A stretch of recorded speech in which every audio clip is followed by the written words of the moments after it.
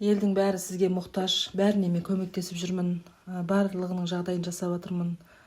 Неге барлығы менен көмек сұрай береді? Мен өміріме уақытым жоқ деп жертва состояниесінде жүрсіз ба? Жүрсеңіз осы видеоның соңына дейін көріңіз.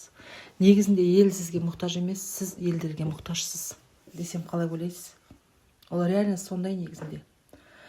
Сіз ойлайсыз, мен адамдардың бәрін құтқарып жүрмін, туысқандарым бәрін көмектесіп жатырмын, или жаңағы достарым бәріне не болса да менен совет сұрайды, мен бәріне көмектесіп жатырмын деп ойлайсыз негізінде. Бірақ шындап келгенде олар сізге мұқтаж емес, сіз оларға мұқтажсыз. Өзіңнің өміріңде болып жатқан дыраларды, үңгірлерді өзіңнің өміріңде болып жатқан қиыншылықтарды көргің келмей, реальностьтан қашқан кезде көп жағдайда сондай болады. Өзіңнің басыңда айтады ғой, өзіңнің басында жанып тұрған отты көрмей, біреудің басына шоқты көріпті дейді. Міне зәл сол жағдай адамдардың басында болады. Сенің өзіңнің өміріңде шын мәнінде негізінде проблема болып жатыр, үңгірлер болып жатыр даже.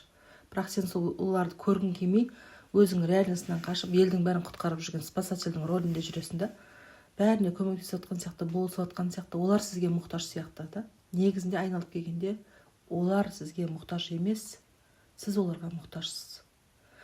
Негізінде осыны тереңірек үңіліп қараңыз, өзіңіздің өміріңізге анализ жасап та, сол кезде көресіз. Өзіңнің өміріңде былығың мен шылығың көп негізінде. Проблема көп та.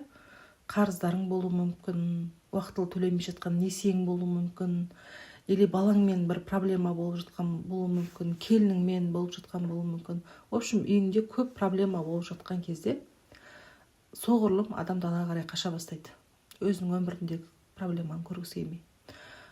Одан қашу дұрыс емес, одан да адамдарға болысу үшін, сіз көмектесу үшін өзіңіз жоғарыға шығып алу керексіз да.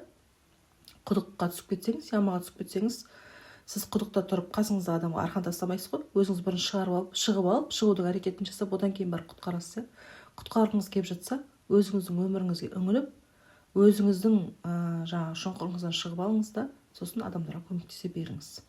Негізінде өзіңіздің өміріңізге жақсылап қарағаныңыз дұрыс болады деп ойлаймын. Осылай жасаңыздар, қыздар, сау болыңыздар.